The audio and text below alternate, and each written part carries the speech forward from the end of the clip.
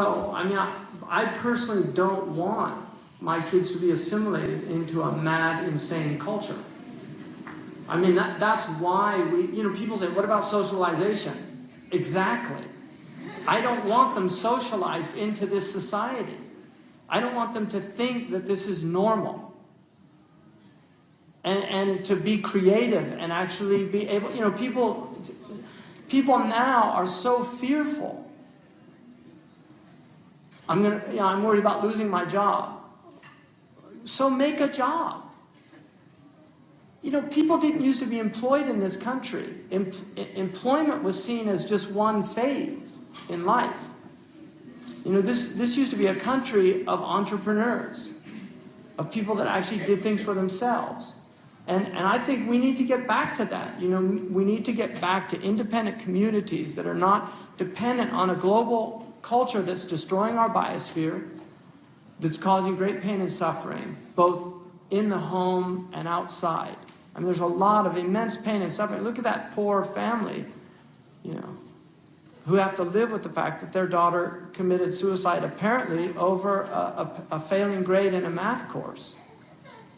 I mean, that's the type of madness that we're in. So I really feel like we have to question very profoundly the whole nature of the society that we're in, and really look for serious alternatives. In the end of the day, I mean, and the Amish, the Amish are there, and they've been there as a testimony to people living. And I'm not advocating becoming Amish, but I'm saying there's a group of people that just said, you know what?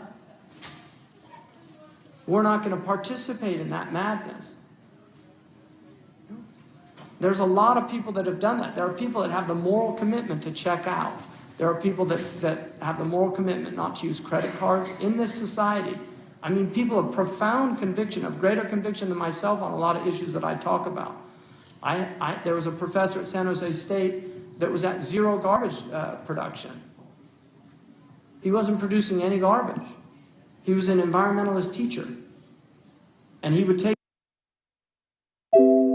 his students to his house to show how he got out of producing garbage. So there are people that can do things.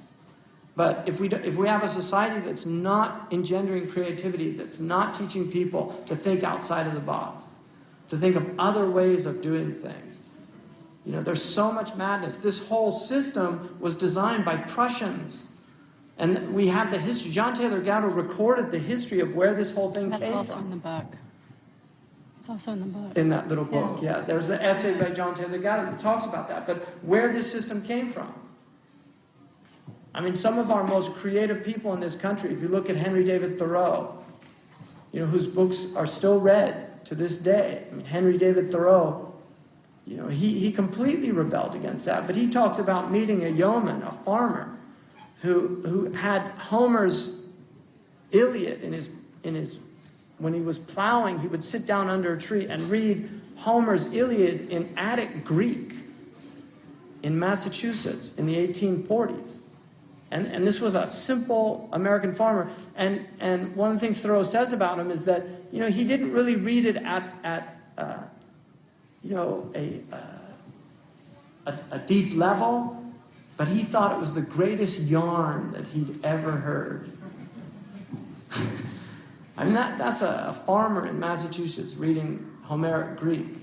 That's the type of education that a lot of early Americans had. I don't think people realize how much literacy and how much leisure time this country had 150 years ago.